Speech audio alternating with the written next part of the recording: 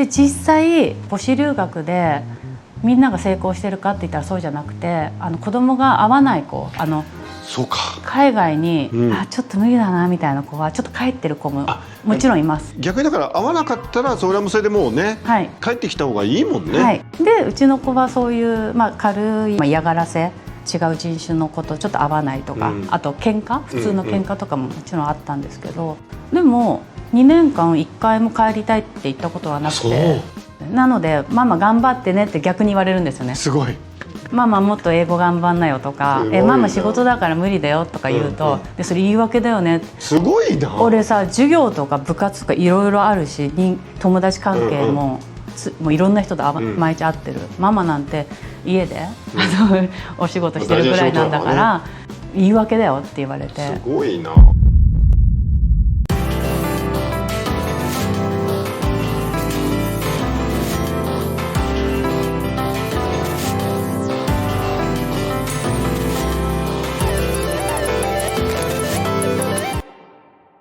今日はねモデル俳優さん、そして今ビジネスパーソンとしてご活躍中の小谷美恵子さんに来ていただいてるんですけど、小谷さんマレーシアに教育移住されたんですよね。は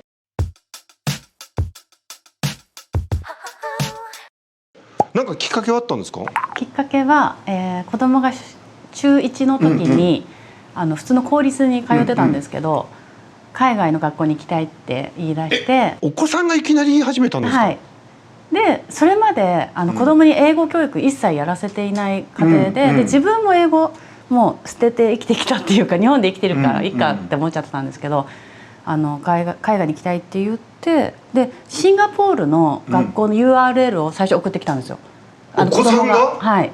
自分で調べて。すごくない？へえ。で送ってきてで素晴らしい学校で、レジリエンス教育っていうんですかね、そういう教育もあって、日本にもないからいいななんて思って調べたら、やっぱ高いし、一緒に住んだとしても高いからちょっとごめん無理って言ったんですけど、エージェントの方が同じ教育水準で医療も良くて治安も良くて物価も安いでマレーシアをおすすめしてくれて、でそこで初めてマレーシアの学校を調べ始めて。今実は教育移住すごく関心持ってる方多いし、あとマレーシアって今すごい人気のある場所ですよね。はい、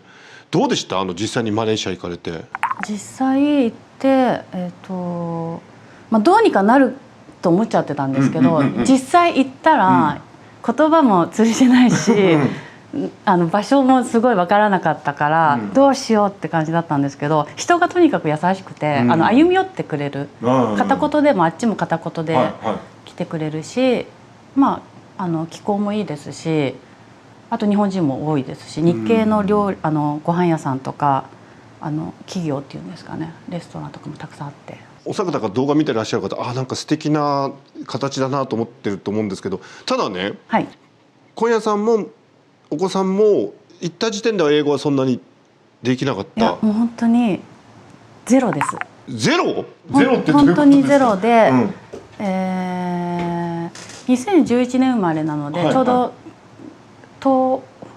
東日本大震災があった時なんですけど、そこから教育し始め、子育てして周りも英語教育をもうやるのが当たり前というような雰囲気だったんだけど、あと学校でも英語がもう必須だったんですけど、習い事はもう一切英語はやらせなくて、日本の言葉とかせっかく日本人で生まれてるから、なんかそういう感覚の方が大切なんじゃないかなと思って。それはでも一つの素晴らしい考え方ですよね。でも僕これ皆さん不思議に思うと思うんですけど、そういう育て方してきたにもかかわらず、なんでお子さん突然中1で学校行きたいと思ったんですかね？それを、本人に最近聞いたんですよ。最近になって聞いたんですか？そう、2年前にそういえばさ、あの時海外行きたいって言った時、行きたいって言ってたから、その母としてはもう頑張って探してマレーシアにって言ったんですけど、なんでじゃあ海外に行きたいって思ったのを聞いたら、英語が苦手だったから英語が嫌い、うん、やっぱりやらせて習い事もやってなかったから、英語がすごく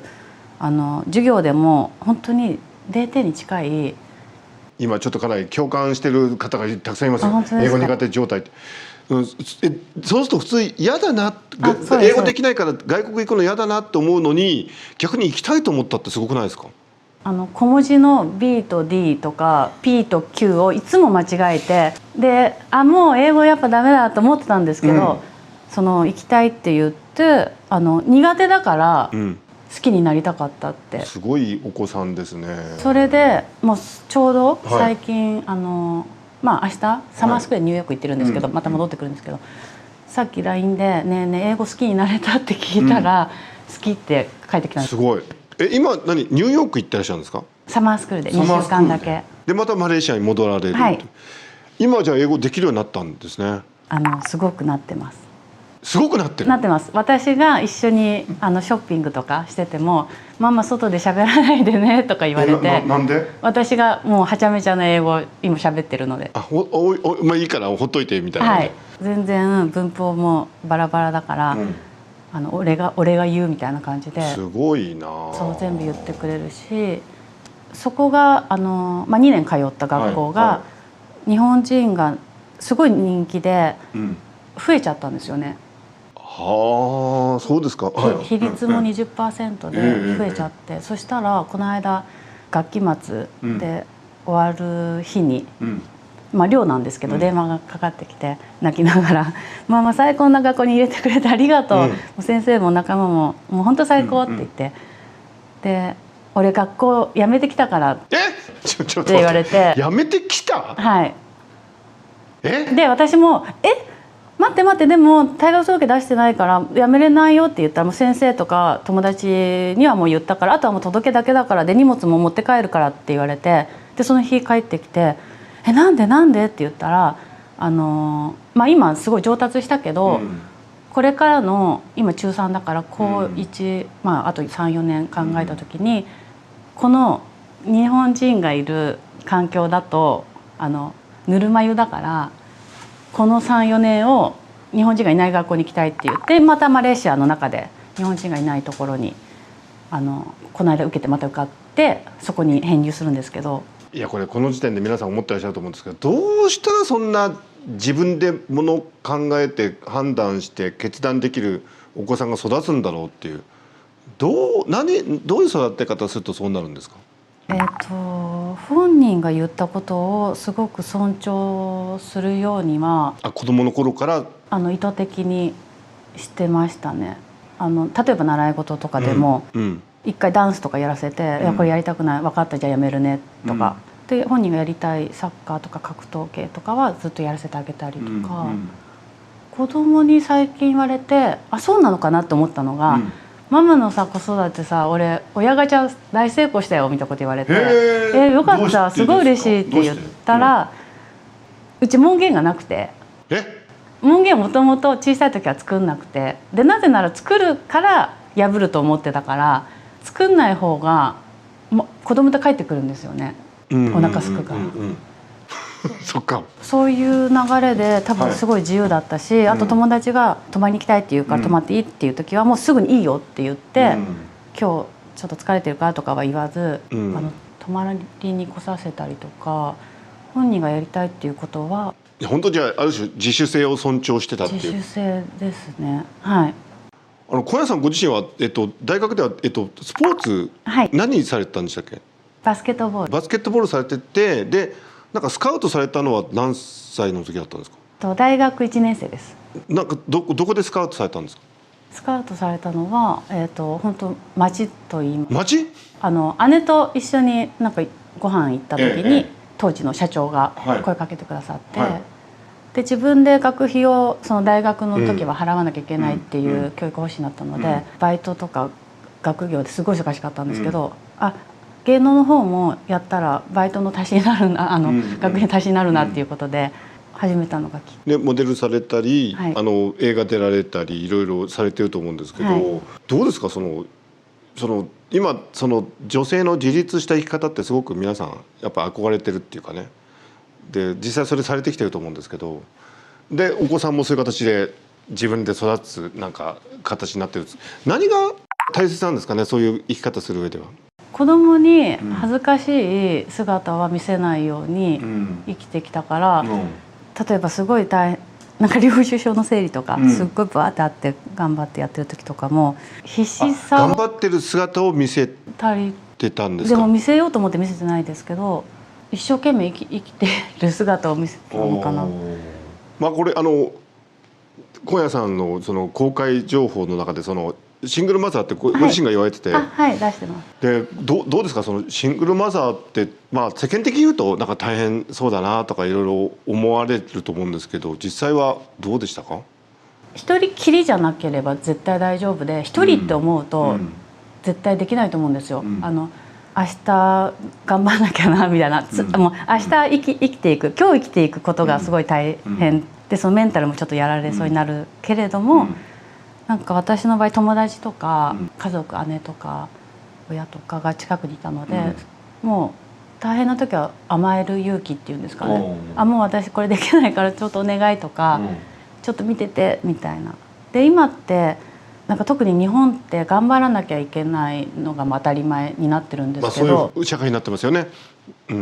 あんまり頑張らなくていい気がするんですよ。すでにもう頑張ってるから、はい、そこまで頑張らなくてもいいっていうことですか。でシングルの方も全部自分頼れるのがもういないから自分って思うんですけど、頼れるところがあったらもう本当に頼る勇気というか、それがすごい恥ずかしいことじゃないし、なんかテレビとかだとキラキラしたママタレの方とかもいると思うんですけど、みんな裏ではすごい必死に頑張ってると思うので、でも頼れるところは絶対頼ってると思うんですよ。もうすでに頑張ってるから、頑張らなくていい勇気は私はすごい思いますね。そのマレーシアへの教育移住の話なんですけど、そのどうやって探してエージェントの方がいらして。最初は本当に子供が URL を送ってくれたっていう、シンガポールですよね。でその後はそれをお願いしていた留学のエージェントさんがいて、シンガポールどうなんですかねって無料相談で聞いて、その方にマレーシアもいいんじゃないかって言われて、そこのエージェントを使いました。変な話、いくらぐらいかかるんですか。そのエージェントに払うので言うと30万円。エージェントにお支払いするのが30万で1年間のサポート、学校とのやり取りとかも含めて。でその学費はどれぐらいかかるんですか、マレーシア。学費は松竹梅で松竹梅、はい、ピンキリですね。ですごい高いところだと、本当年間1000万のところもあるんですけど、1000万、自分のところがその半分、寮とかも入れると450。なかなか大変ですね。そうですね。ででも180個マレーシアにインターってあって、なんかそれだけっていうよりも本当にたくさんあるんです。イギリス、アメリカ、オーストラリア、選択肢は多いんですね。選択肢も多いし、金額も本当にそれぞれなので、そう実際ってこんなに母子留学とか親子留学多いんだ。多いですか。多いです。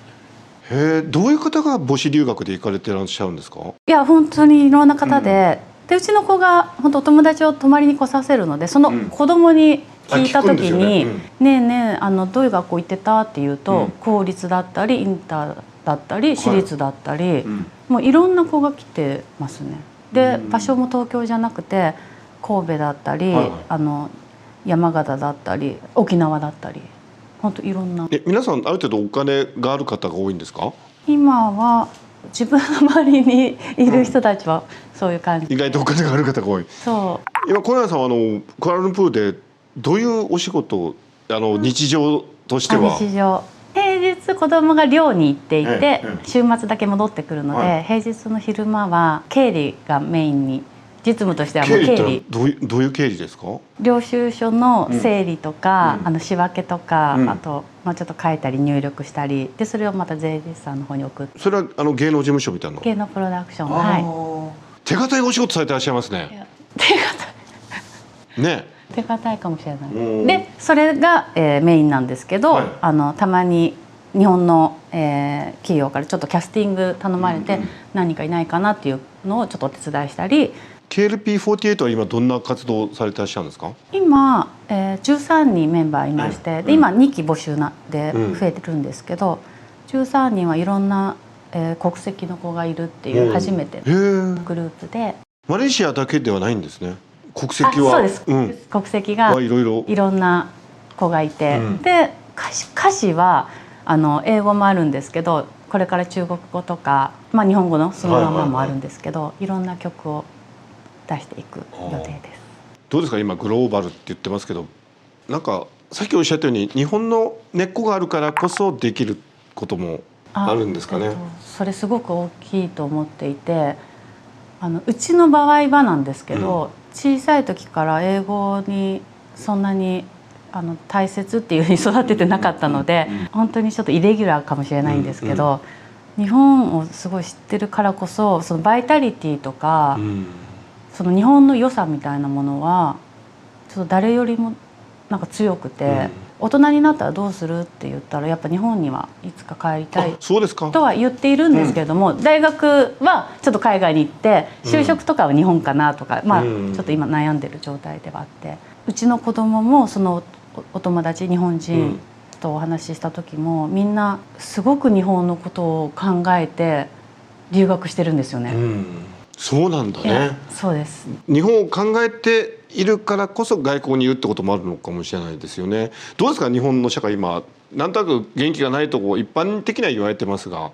どう見えますか？ちょっとメディアではそう思うかもしれないんですけど、私海外に行ってると日本リスペクトが本当強くて、日本人って言っただけでちょっとジュースが来たりとか、ちょっとなんて言うんですかね、そうなんだ、優しくしてくれたり、タクシーの運転手さんもいいな、漫画とか、アニメとか、いいな、いいな、いっぱい読めたみたいなこと、音楽とかもなんて言うんですかね、誇りに思えるようなことをすごく言ってくれて、いつか行きたいっていう外国の方もいっぱいいるので。そうですか。なんか日本の素晴らしさって、そんな自信を失うほどでもないってことですかね。この実はイマジン大学ってのは、そのクリエイター、全ての人はクリエイターであるってことでね、いろいろやってて、本当にいろんな方が、建築家の方とか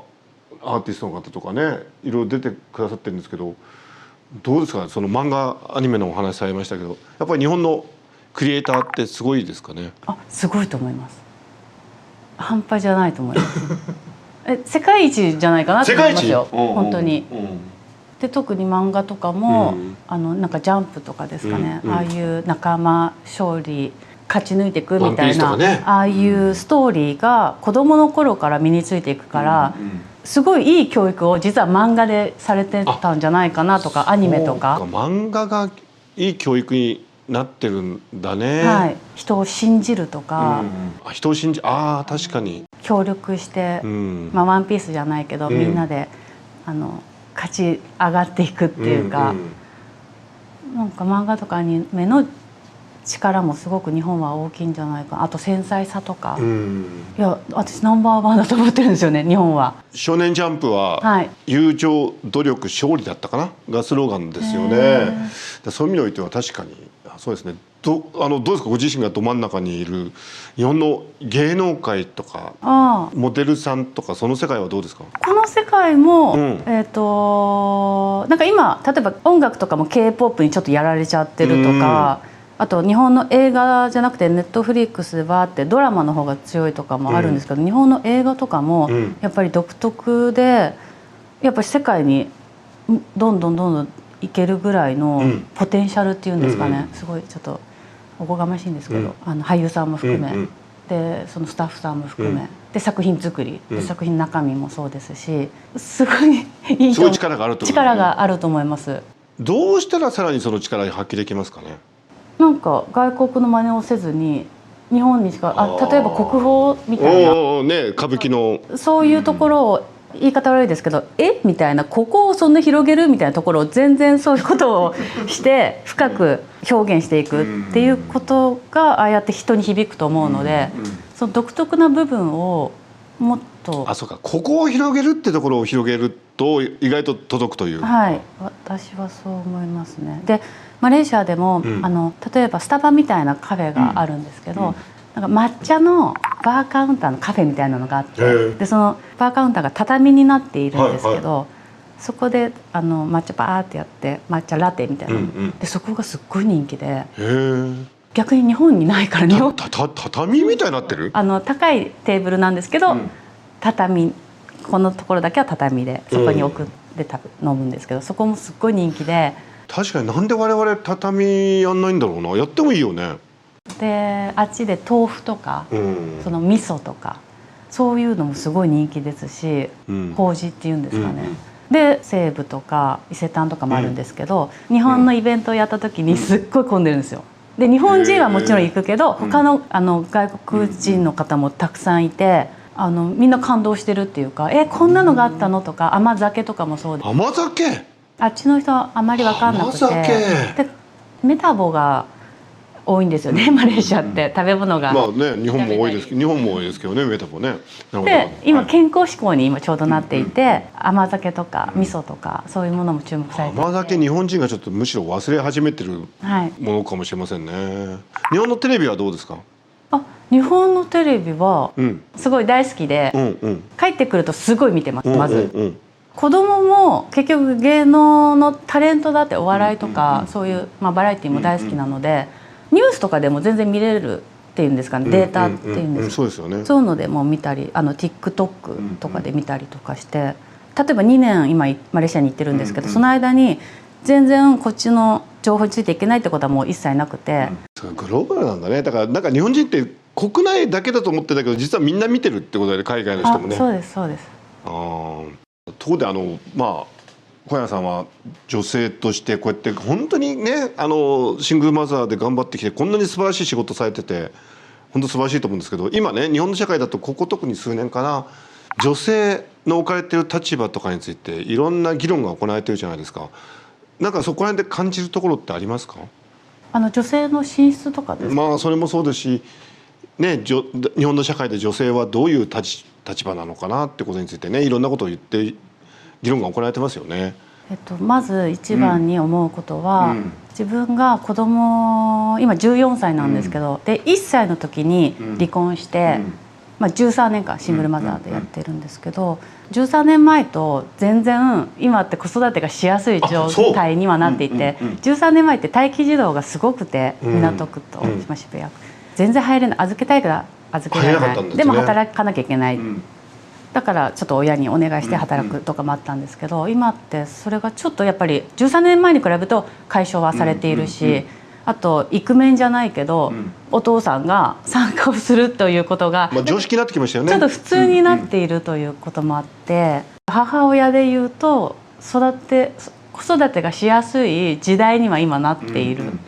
でそれがちょっとわがままになっていて、やってくれないとちょっと他のパパやってるよみたいな、子育てはすごいしやすくなっているのも感じますね。で日本の女性でいうと、海外に行って思うのが、いろんな人種の方と友達になって、ちょっと言い方あれなんですけど、すごく愛されるんですよね。日本の女性が、気を使うとかもあるかもしれないんですけど、そういう意味でもなんかいいなって友達にも言われます。日本の女性はいいなと。多分みんなおしゃれだし、でみんな写真とか撮って TikTok とかインスタ活発に上げたり、ただカフェしただけなのにアップするとかも普通なんですけど、あっちだとあまりそういうのがなかなかなくて。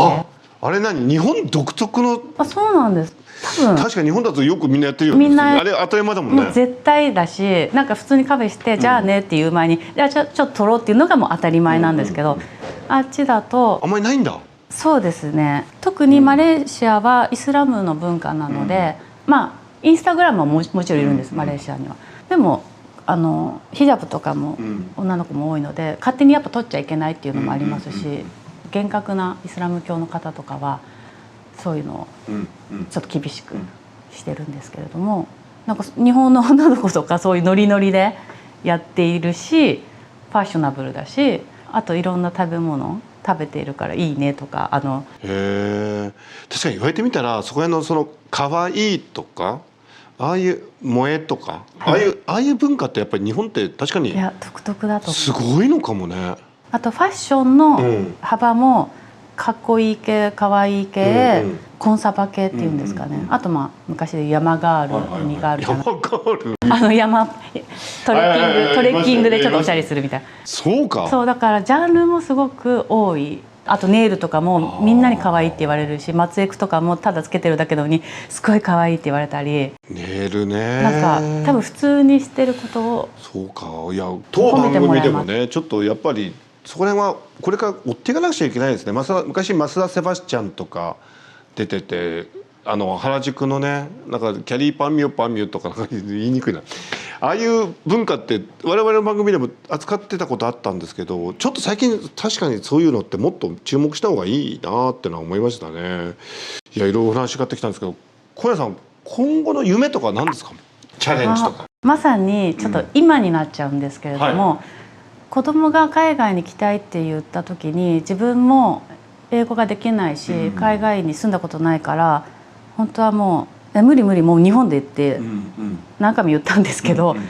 なんか発想を変えて、それ挑戦っていうプレゼントを私くれてると思ったんですよね。ママも挑戦しなよみたいな、だから行ってみようって思ったんですけど、で今2年経ってまたその日本人がいない次は学校になるんですけど、そこでの挑戦が私の今の課題っていうか。そうだよね。そうか。だから今度転校するから、は日本人いないとこに行くからより英語力もママも必要になるってこと。そうです。で今まではまあ一回平日ちょっと経理やってたりとか、日本人とお仕事することが多かったので、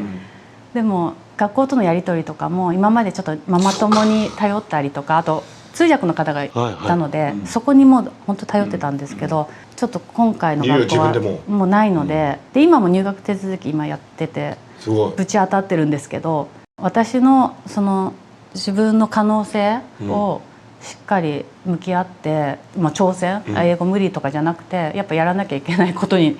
今はなってるので、挑戦したり、あともっといろんな国の方とお友達になりたいっていうことがあります。お子さんがねご自身で海外の学校行きたいと思ったってのはすごいと思うんですけど、でも行ったらちょっとやっぱり思ってたと違うとか、がっかりしちゃったとか、そういうこともなかったわけではないかなと思うんですけど、そのあたりどうでしたか？ぶっちゃけで言うと、本当にありました。あったの？はい、どういう感じだったの？まず英語が喋れなかったので、その EL クラスっていうと英語サポートクラス、普通のクラスよりかは英語教えてくれるところがあるんですけど、周りのことを見ながらじゃないと本当子供赤ちゃんみたいな感じで、周りを見ながらじゃないとついていけないから、英語が分かんないから。でいつも見てたら「ね、本当赤ちゃんみたいだね」って言われて、そういうこと言うんだね。で何回もそういうこと言われたけど、本人は、しょうがないもんね。できないしって心の中で思いながら、でもやめたいとは言っていなかったんですよね。できないのが当たり前だから、いつか話せるようになるわみたいな感じで、で実際、母子留学でみんなが成功してるかって言ったらそうじゃなくて、子供が合わない子、そうか、海外に、うちの子ってちょっと人間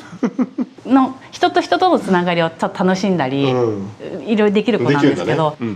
ちょっと無理だなみたいな子はちょっと帰ってる子ももちろんいます。逆にだから合わなかったらそれはもうそれでもうね、帰ってきた方がいいもんね。はい、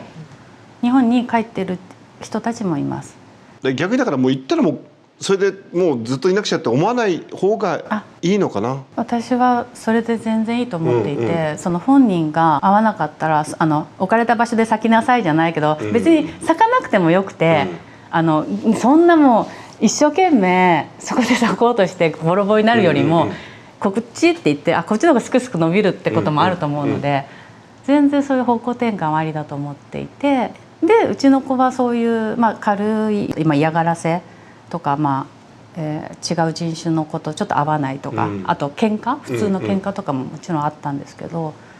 でも2年間1回も帰りたいって言ったことはなくて、私からも帰るって言ったこともないんですけど、偉いね。はい、そこは多分自分が行きたいって言ったから、とことんここで吸収しようみたいな気合は多分あると思うんですよね。なのでママ頑張ってねって逆に言われるんですよね。すごい。ママもっと英語頑張んなよとか、ママ仕事だから無理だよとか言うと、でそれ言い訳だよね。すごいな。俺さ、授業とか部活とかいろいろあるし、友達関係ももういろんな人と毎日会ってる、ママなんて家で、お仕事してるぐらいなんだから、言い訳だよって言われて。すごいな。なのでマレーシア生活また再来週戻るんですけど、それはもう頑張んなきゃな、子供に恥ずかしいとこ見せたくないので。でもあれですかね、異国で慣れない環境で一緒に頑張ったってことで親子の絆が深まったりもするんじゃないんですか？でもこっちのママ友と話す機会があって、みんな思春期で反抗期も13とか、この年代多いんですけど、うちの子はたまにお皿洗ってると、来て一緒についてきてくれてありがとうねって言ってくれたり、素敵。本当にそのありがとうはすごく言ってくれる。喧嘩ももちろんあるんですけど、後で謝ってきてくれたり、さっきごめんね、でママもごめんねとか、なので反抗期はあんまりない方だったんですけど、でも母子留学で、絆も深まったと思いますし、頑張ってねって言うんじゃなくて、一緒に頑張ろうねみたいなのはすごい強いですね。ママも頑張るから平日とかたまに孤独も感じちゃうけど、ちょっと頑張るねみたいな、で子供もちょっと行ってくるわみたいな、なんかそういうお互い気合いみたいなのは強いですね。いい話だな。でもお話伺って言うと、あれ子育てって実はそれで親も育つってこともあるんですかね？すごくあると思います。なんか子供を育ててるように見えて、実はすごく親が育てられている育てられている。人生を思いっきり生きてほしいから、いろんな、習い事とか、声掛けとか、早く寝かせたりとかいろいろやると思うんですけど、ちょっと大きくなってくるとこういうことがやりたいとかこういうことはやりたくないって、人間だから出てくると思うんですけど、それによって親もすごい試されて、やっぱ安定した収入にしたいからこういうふうにとか言いたくもなるし、いやいや日本で育てたいとかも本当に思ったんですけど、本人の意思とか自主性を本当に大切にして羽ばたかせていくことが本当の子育てっていうか、正解ってないと思うんですけど、その子が思いっきり人生楽しめることの手助けにしかならないから親って。ってなると本当に一つ一つが全部こっちが育てられている、選択しなきゃいけないし、それによって全部自分が人生的に育てられている、人生教えたいのに実は教えられているってすごく思うなって思いますね。でもこれとっても大事な視点ですよね。どうしてもやっぱりもう自分は大人で出来上がってて、子供に対してちょっと上から目線になっちゃう親御さんっていらっしゃるんだけど、それだと子供もね、なんかちょっと息苦しく感じちゃうし、一緒に育つって思ったら本当にそう思います。いいんですかね。育児は育児っていう言葉があって、育てる児童って書くけど、育てる自分、素晴らしい。自分を本当に育てさせてもらってるとも思いますし、そう教えられてるなって思いますね。だから自分も本当学びながら、これからも育てていきたいなって思います。ありがとうございます。今夜さんの、情報を知りたい方はインスタが一番いいんですかね。インスタのぜひアカウントをフォローしてください。いや本当にねかっこよくて、でなんかそうでも日本のクリエイティブについてすごく重要なことを教えていただいたように思いました。イマジン大学いろんなねもうとにかく年齢関係なく立場も関係なくクリエイティブに行きたいっていう人が見てる、そういうチャンネルなんですが、ちょっと最後にチャンネルの視聴者に対して何か一言メッセージいただけたらと思います。まさになんか諦めたら試合終了だと思うのでなんか諦めずに、もしやりたいことがあったらもうどんどん挑戦して、で失敗してもそれがまたやっぱ成功の一歩だと思うので、どんどん挑戦して、あと人生を楽しんでいってほしいなと思います。みんな頑張ろうね。ありがとうございました。ありがとうございます。